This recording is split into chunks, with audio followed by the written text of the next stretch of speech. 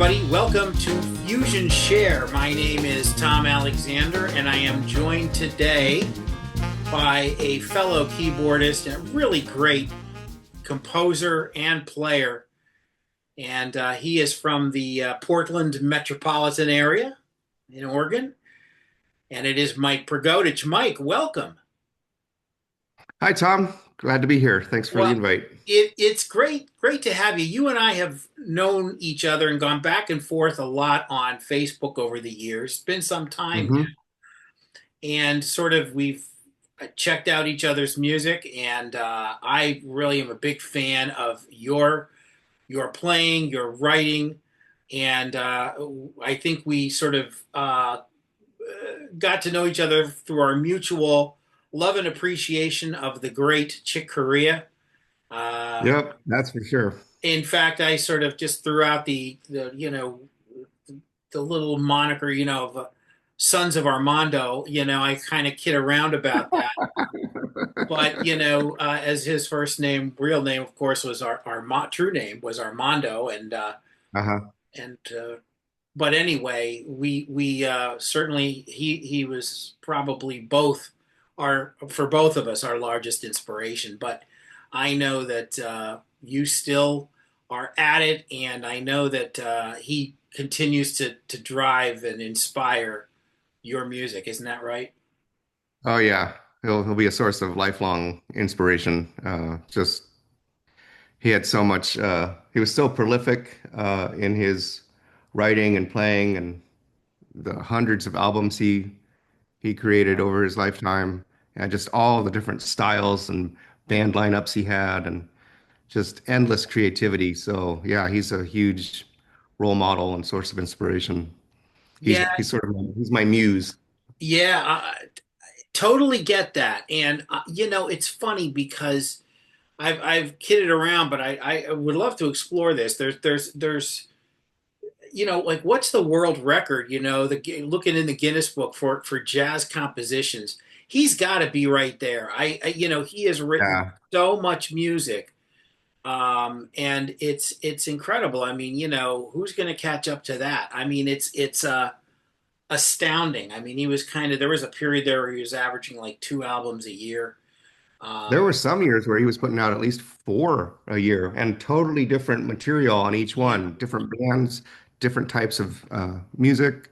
Uh, everything from avant-garde and solo jazz piano to straight ahead to Latin jazz to fusion and stuff with string quartets and concertos with full orchestra. yeah, And I would consider he's the closest thing that we've had in our lifetimes to Mozart in yeah. terms of prolific output. No doubt. I mean, the sheer volume is just astounding. Really, it's breathtaking. Um, and I know we've both seen him in a variety of contexts live. Yeah. Seen him in Yeah. many.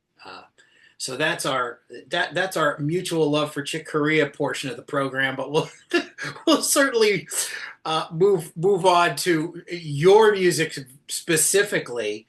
Mike, you I see your keyboards back there. What do you got? What are we looking at here behind? Oh, this is all Yamaha keyboard gear. So they've got a Yamaha CP88 stage piano and then a MODX Uh-huh. 8 and a MOFX 6. So they're the sort of the baby versions of the montage and the motif.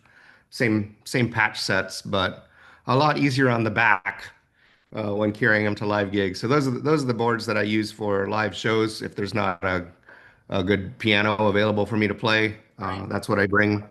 Um, and but for practicing at home, it's the CP88 that's the closest I've found to I had for a while an actual Yamaha C3 acoustic grand piano, and I set them up side by side and blindfold test.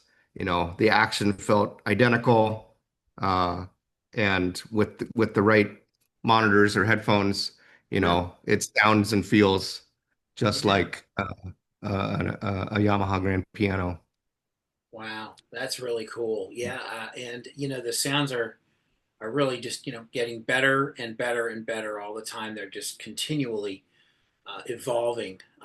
Yeah. I've been And starting to play a little bit with some virtual instruments on my Mac, yeah, uh, playing with the Garaton CFX and Keyscape, which both have some great Yamaha grand piano samples. So I haven't tried actually using them on a live gig yet, but yeah. maybe at some point. Yeah, well, and an added benefit for you is you have a technology background, computer background, and all that. So some of this stuff is probably just like just washing your hands or brushing your hair or something. It's Yes probably and no. It's interesting. So like my day job for my entire adult career, it's been heavily in the tech world, yeah, IT system administration, software testing, and the last 9 years, software engineering, software development. Uh, but but for my music, I tend to shut off all of the technology and make it a completely human experience. So like yeah, all of my compositions were written with just acoustic piano, pencil and paper, old school. yeah, Because I found that trying to use technology uh, while writing music, at least for me, it breaks my creative flow. Because as a tech guy, I tend to obsess on any technical glitch. Uh, I was a QA, quality assurance testing guy for a long time, and so any slight bug, uh, then it breaks my creative flow, right, and then trying to figure out how to solve the technical problem instead of creating beautiful music. yeah, So I've just found that for me, for my process, I need to shut the technology completely off. I don't even use a metronome or anything. And yeah, just me and the instrument and a pencil and paper. And then after the composition's done, then I'll boot up the technology, boot up the laptop, and try to transcribe my chicken scratch into something legible with notation software so the rest of my bandmates don't have to suffer through my handwriting. well, that's really interesting. I read once where Pat Metheny, obviously one of the greatest guitarists of all time, composers of all time in this kind of music for sure, Mhm. in any music, sits at the piano and writes a lot at the piano, the Yeah. majority of it. So it's a very kind of roots kind of thing, where um, uh, and I think Chick and Herbie and those guys, they write at Yeah. the piano and then they color the music later with the Right. technology.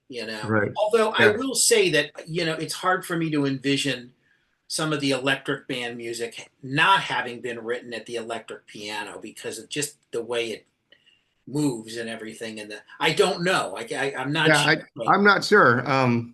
There's like, even like with Return to Forever, some of, Chick's children's songs that yes, are solo piano pieces. yes.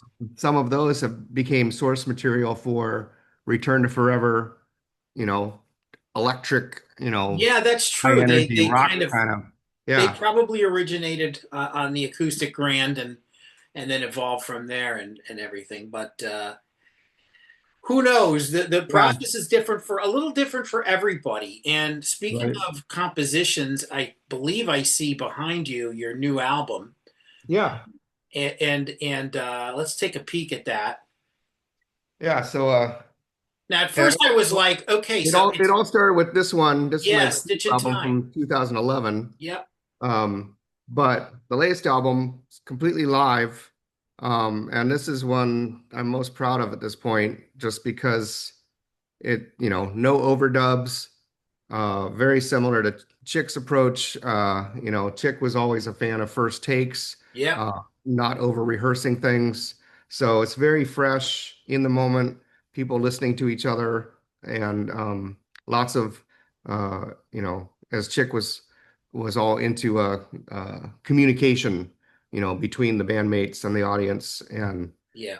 each other. And yeah, so So Yeah, stage magic stage magic. and yeah, there it is, folks. Now, we'll tell people where they can find that as well. There's the disc, the CD.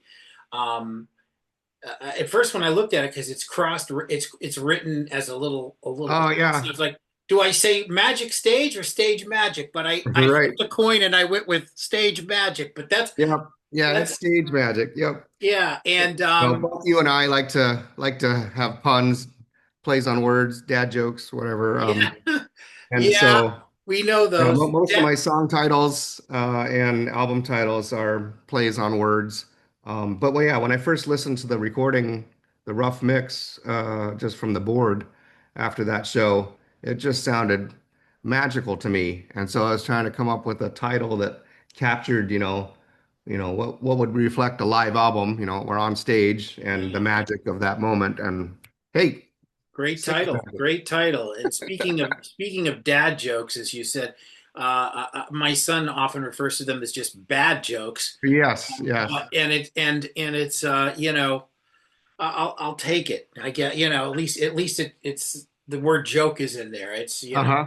I greatly admire the title of one of your tunes that you named after Chick called Chicklets. yes, So I'm I'm yeah, I'm and I'm I'm jealous that I didn't come up with that one. well, that was just a stroke of luck, and I was very fortunate. I know, and we'll talk about when you got to actually play with him and he played your Mm. music, which is, phew, I mean, Yeah. that's just a mind blower. But I on his what wound up being his last birthday, Uh-huh. the year before he passed, or a little less than a year. But I sent him an acoustic piano version of Chicklets, and Fun. he wrote back to me almost immediately. Within Nice. 15 minutes, I got a very, very nice email saying how much he loved it and that he said it even brought him to tears. I Wow. was just that made my year, uh, Yeah. and you know how that feels. Yeah. And it just to hear it from somebody that not only is such a huge inspiration to you, but you admire personally, and it's a massive validation. And let's face it, we could talk about being our own person and our own musician, and that's all great and true. But when you hear from one of the true greats, masters, that they're digging what you're doing, and you've Yeah. got plenty of those kinds of accolades. It's nothing better than that feeling. So, what I want to ask you is, gosh, it's got to be going on 10 years ago now, maybe. How long ago was that when you went up to? Uh, Was it the Boston area? yeah, Lenox, Massachusetts, Yeah. so in the Berkshires, so kind of rural countryside in Massachusetts. I don't exactly, I'm bad at geography. I don't know how far a drive it is from Boston itself, but yeah, out east. Out east. So, But it was in 2012 that he had this was it? very first in-person week-long master workshop, um, which he'd never done before because he'd been reluctant to be a teacher Yeah, most of his life. I know. His attitude was, hey, he he taught himself how to do this, and he figured that's the way everybody else should do it. And so, what did he need to people didn't need him to tell them what to do. They could figure it out on their own, just like he Yeah, did. yeah. Mike. Okay, so here you are in Massachusetts. You go to this event that Chick sponsored and put together with members, I think, of the Electric Band. I think Patitucci was there, right? Patitucci was there, but it was Antonio Sanchez on drums, Anthony Sanchez on drums. who Yeah. used to be in Pat Metheny's group. Yes, of course. Great. Um, So it was a trio. So yeah, Antonio and John along with Chick, and now he's bringing up various musicians, right, to play. right. And your turn came up. And Yeah, what tune? there were 23 students from around the world that came to this workshop. Wow. And what tune did you play? Or was it So a couple tunes? the second to last tune on my album Stage Magic called Play Structure.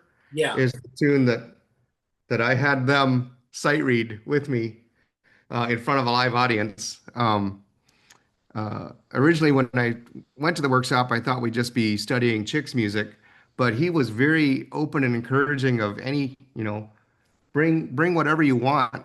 He wanted to explore everybody's stuff as composers and um, arranging. And so I thought, well, where else am I going to get a chance to have these guys check out one of my tunes? And so I sent them the chart, just a little two-page chart, but a not easy tune. Um, it's a fast 6/8 flamenco tune, very chick influenced. Yeah. Um, and I think they looked at the chart and got a little worried and said, "Okay, can you send us this is like the day before.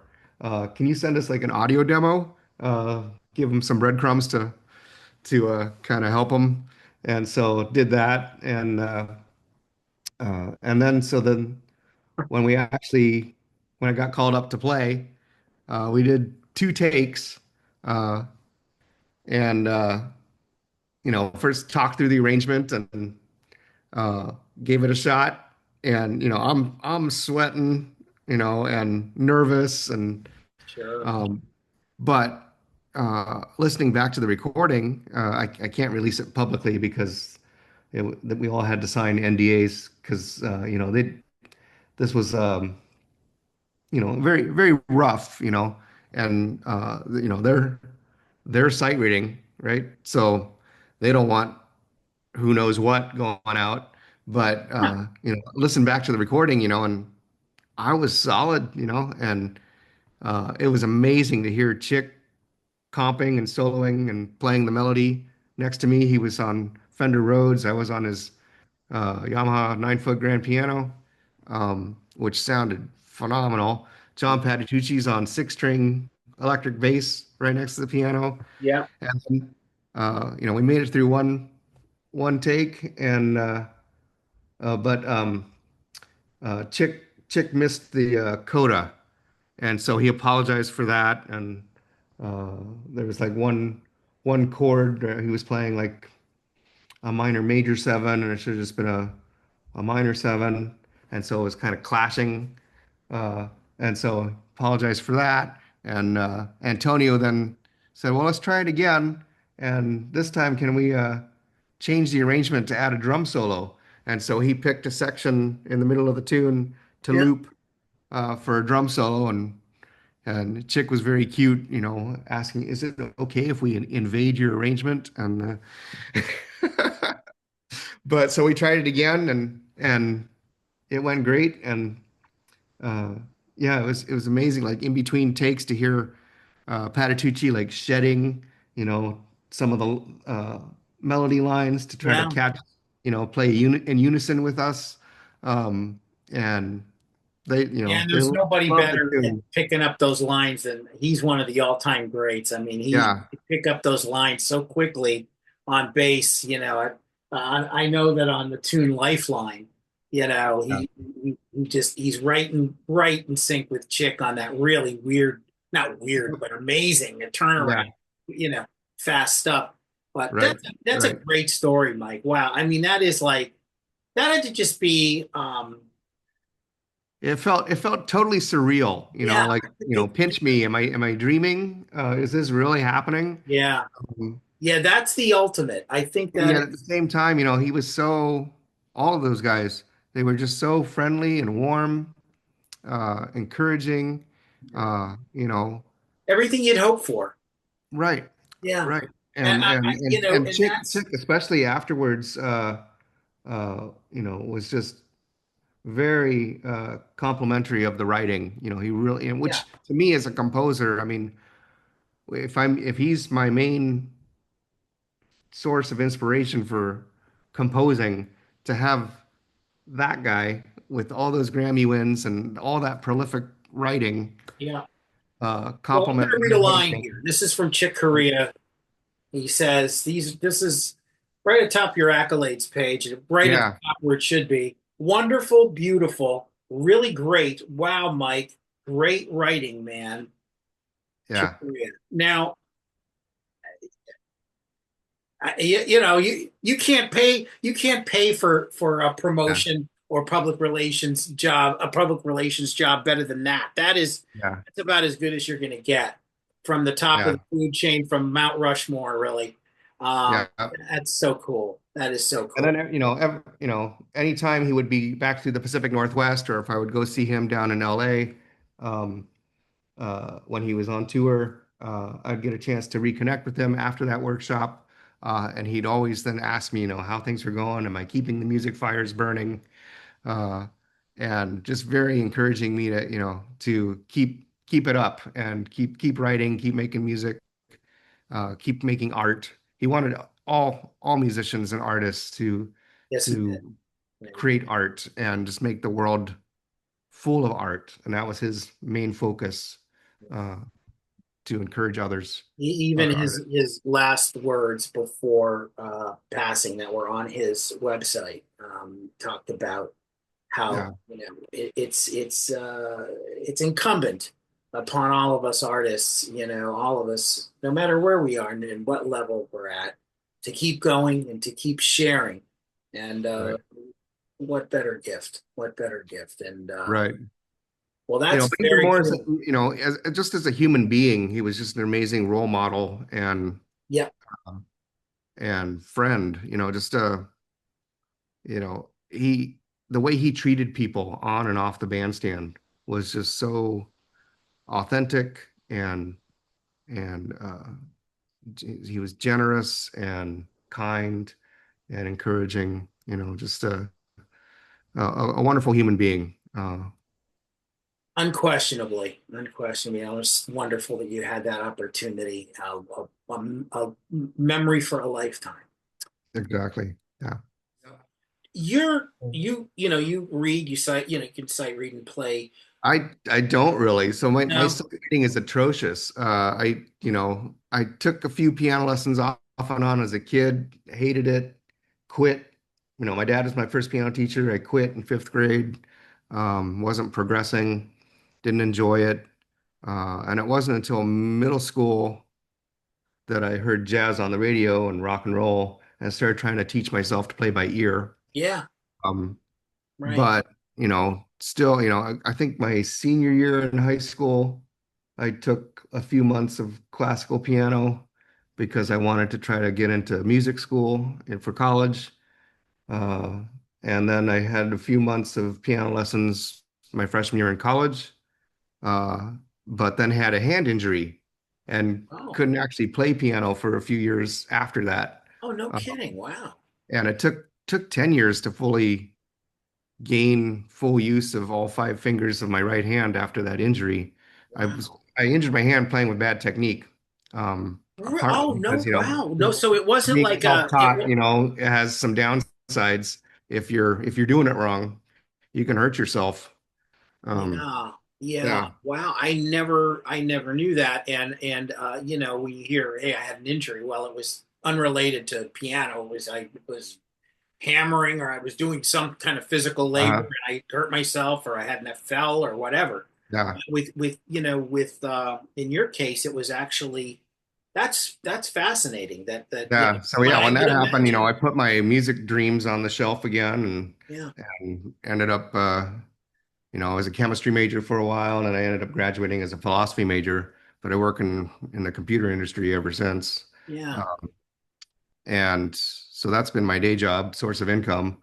Right. But I always kept coming back to my first love of piano and uh, trying to figure out how all these great artists were making this music that sounded amazing, and Yeah.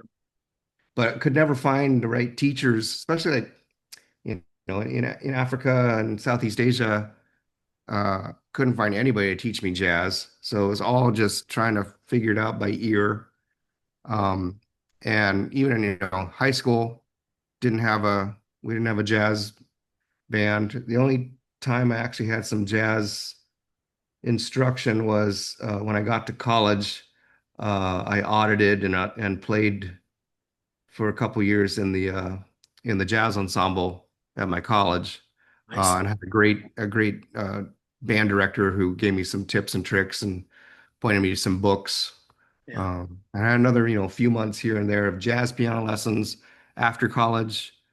Uh, and, but yeah, that's mainly just pull myself up by my own bootstraps and try to Yeah. imitate and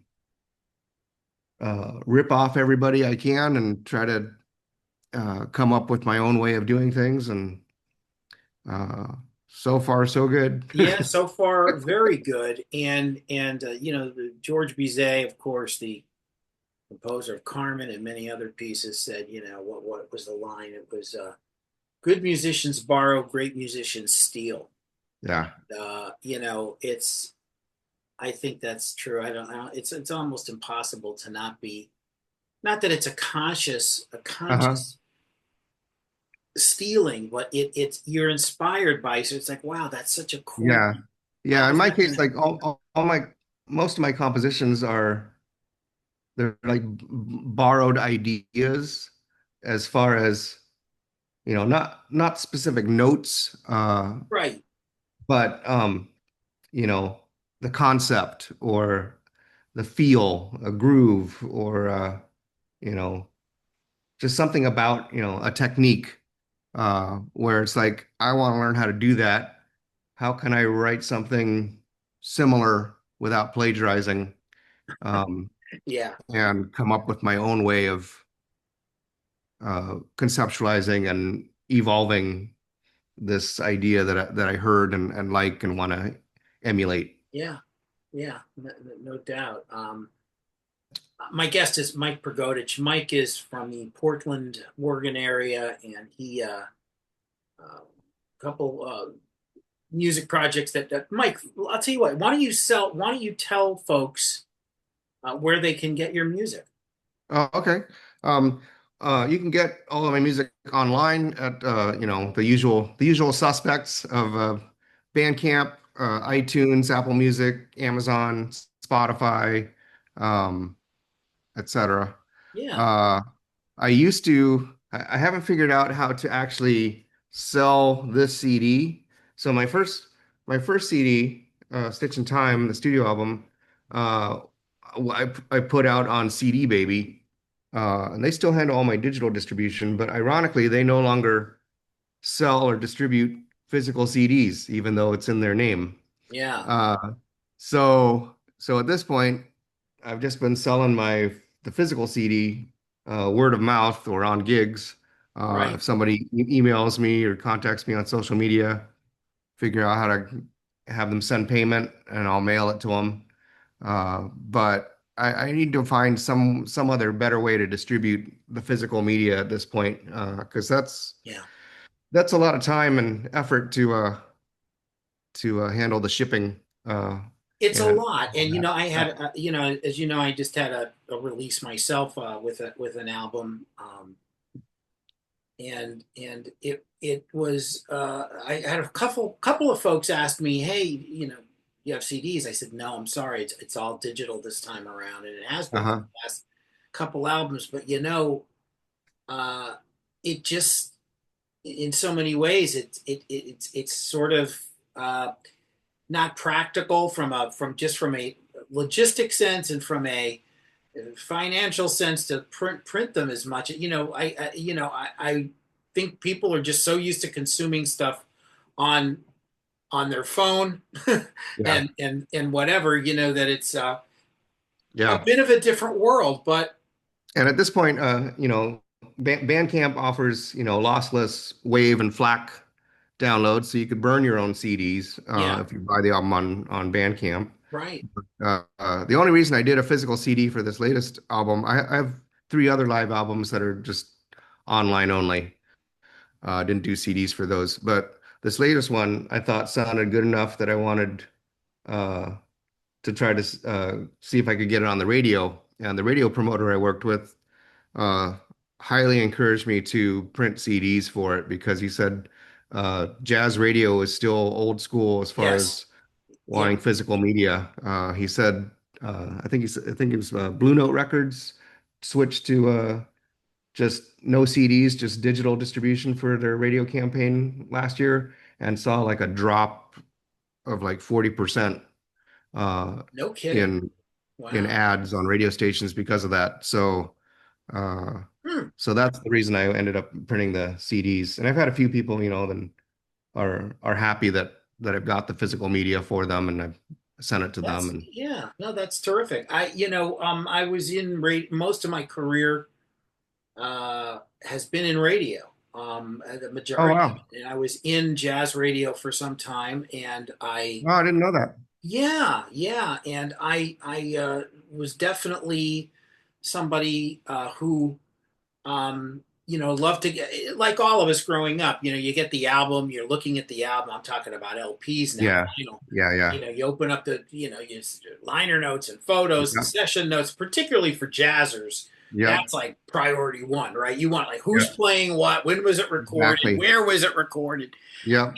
I and used to soak all that up. I miss that on the current albums. I, Hard to but find that info. yeah. Now, what I do is when I release an album now digitally, I do include a digital liner notes. Uh, Uh-huh. but unfortunately, only a couple of the platforms even Right, have them. The right. rest is just you see the cover and then the tracks, and then that's all you Yep, get.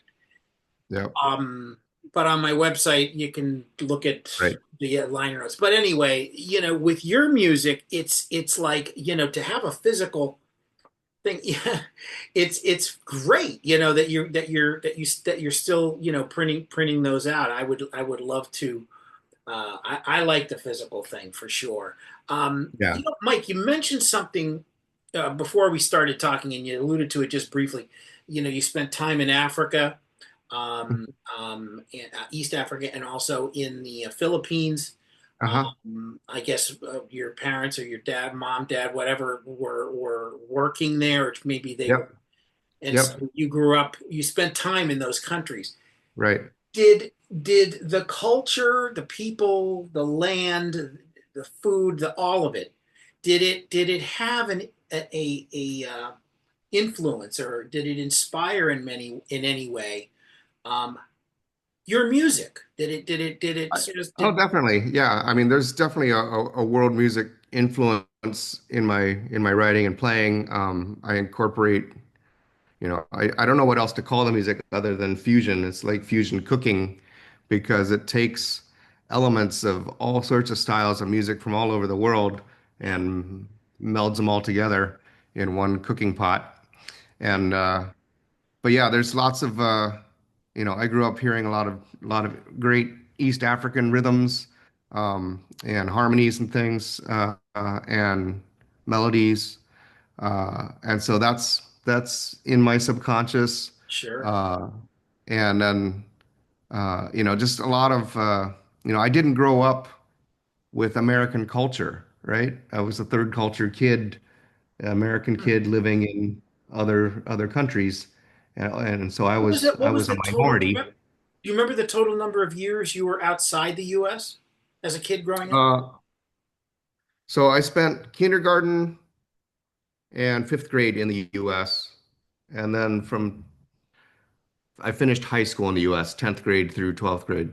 So all the other time in my childhood was overseas. So from age 1 through middle of sixth grade, I was in Uganda and Kenya.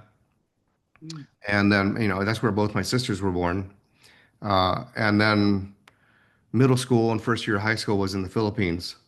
Uh, and so, yeah, very, very limited American cultural influence. I didn't even know what like Star Wars action figures were and stuff when I would come back to the States and all the pop culture references.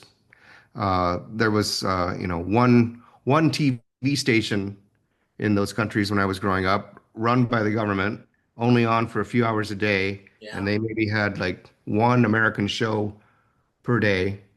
Uh, and so the rest of it was all local stuff, and um, and there were some radio stations that would play American music, but there was a lot of American pop music and stuff that I missed out on. yeah. Uh, so a lot of, I played in a R&B soul funk cover band during the pandemic, uh, and there were about two-thirds, three-quarters of the tunes that I'd never heard before in my life, but it was like all music that people in this country had grown up listening to. Sure.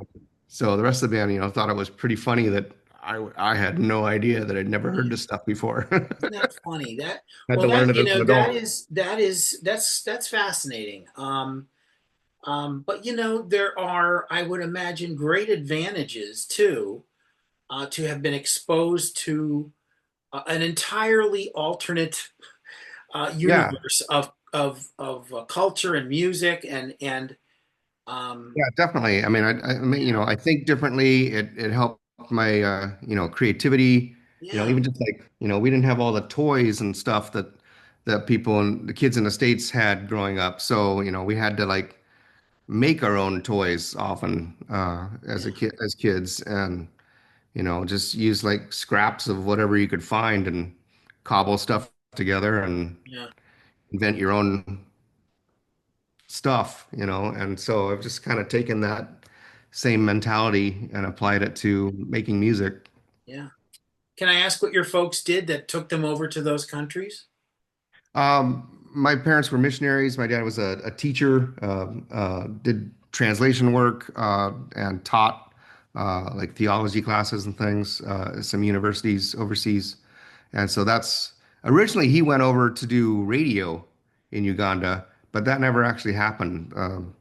Idi Amin was the Yep, dictator at the time. yep. We ended up like fleeing with whatever fit in our vehicle and donating the rest of our possessions to the Ugandan army when we found out they were going to deport us. And so we Wow, fled. We went on permanent vacation to Kenya and never went back. Um, wow. so yeah, that was interesting childhood growing up in basically a war zone, and um, Yeah, I would think lots of that. upheaval, political unrest, and violence, and uh, trying to yeah, it was interesting times for sure. Yeah, very interesting. We could do a whole show about that.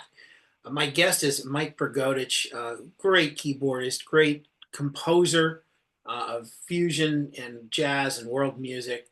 He is based in Portland, Oregon. I guess I got to make the distinction Hmm. between the two Portlands. The other one's on the other side of the country, Right. um, and plays with a lot of great musicians. And we'll learn about those musicians in just a moment. We're going to take a quick break. This is Fusion Share. My name's Tom Alexander. Back in just a moment. Stay tuned.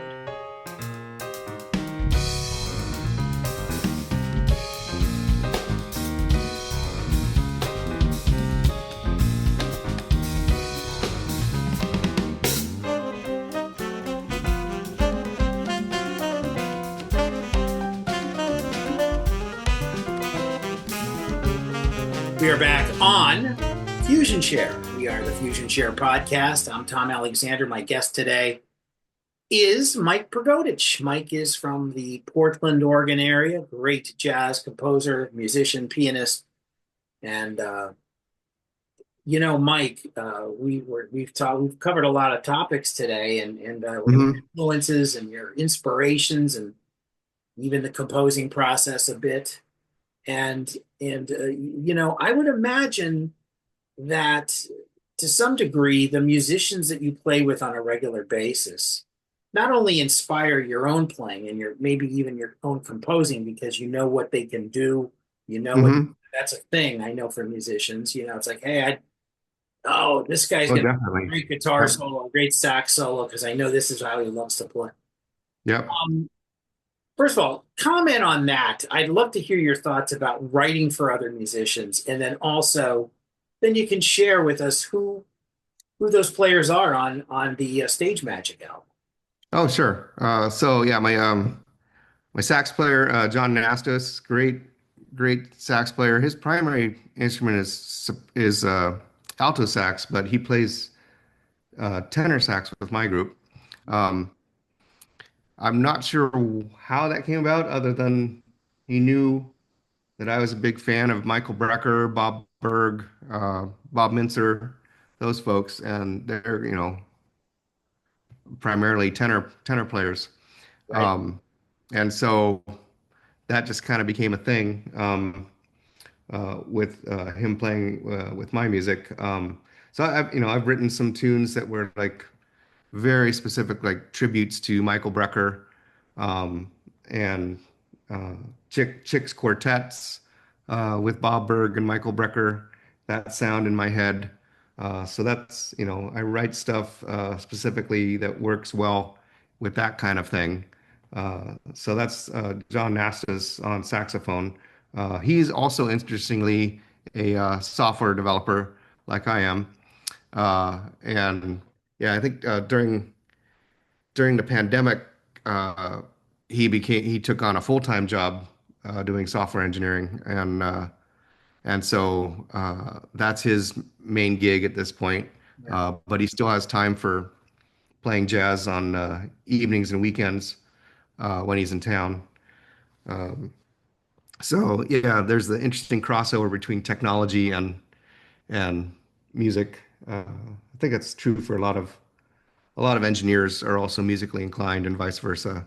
Um, and then rhythm section wise, uh, have Reinhard Meltz on drums and his stepbrother Carmelo Torres on percussion um, on my latest live album.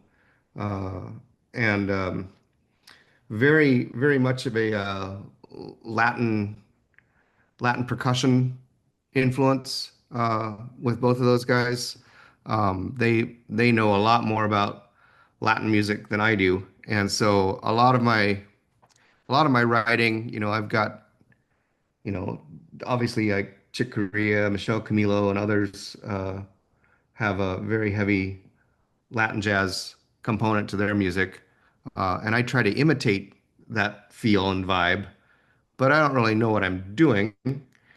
So there's definitely been tweaks here and there that Reinhardt especially has helped me like line stuff up with clave, explain what clave is and why I should pay attention to it and how things will groove better.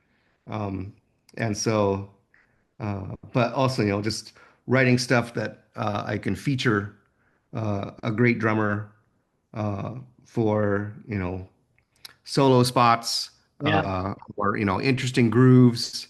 A lot of my stuff on my my studio album, A Stitch in Time, was written to try to teach myself how to play in odd meters, um, and also trying to write stuff that would be interesting and challenging for a great drummer such as Reinhardt.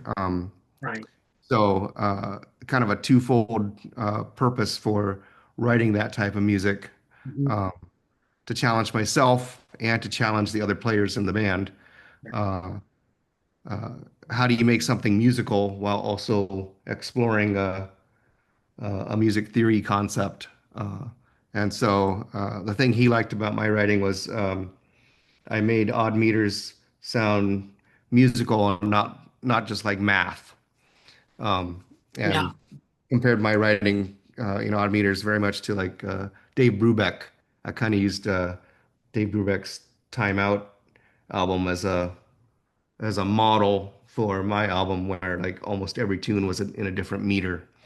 Yeah. Um, and then Damien Erskine on electric bass, uh, nephew of the great Peter Erskine, drummer for Weather Report and Right, of Bob course. Mintzer and Eliane Elias and a bunch of other greats. Uh, Damien's some of Damien's first bass lessons were backstage at Weather Report shows with when he was like 6 years old, and Jocko showing him some things. And Jeez. Damien was actually a drummer uh, when he first went to Berkeley. So the first 2 years at Berkeley, uh, he was doing drums, and then he switched to bass halfway through because he got tired of lugging his drum set around. And he's been doing bass ever since. But he's Well, definitely got that drummer mindset yeah, and very good at locking in. Right. with drummers and creating some great grooves. Yeah, there it's funny because I've often said like I'd love to have the load in and breakdown process and load out process be a lot easier. You and I both Yeah. know what that feels like Oh as yeah. drummers. And I'll always joke, people will say, I'll bring three keyboards to a gig, and I'm not as young as I used to be if you haven't taken Yeah. a look. And it's like, people will see me setting up, and I'm almost always the first one whenever Yep. I like Same. to be first to get to show up. And I get started, and people look at me and they'll say, "Oh my gosh, you have a lot of stuff." I said, Yep. "Yeah, my dad said I should be a trumpet player, Uh-huh.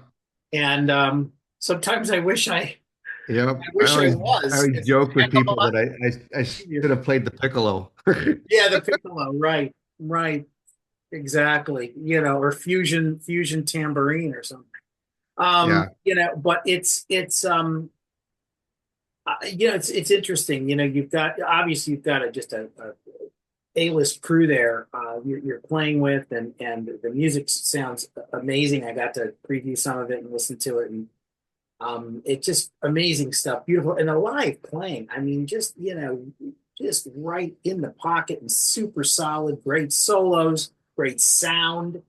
Because that's also big. Sometimes you get an amazing performance, right? But the sound is Mhm. like Right. with live Right. recording challenge. And Right. you guys nailed it. It sounds great. So Yeah, so when I went into that show, I didn't know how it was going to turn out. But when I heard the results afterwards, like, wow, this is stellar. I think more people need to hear this.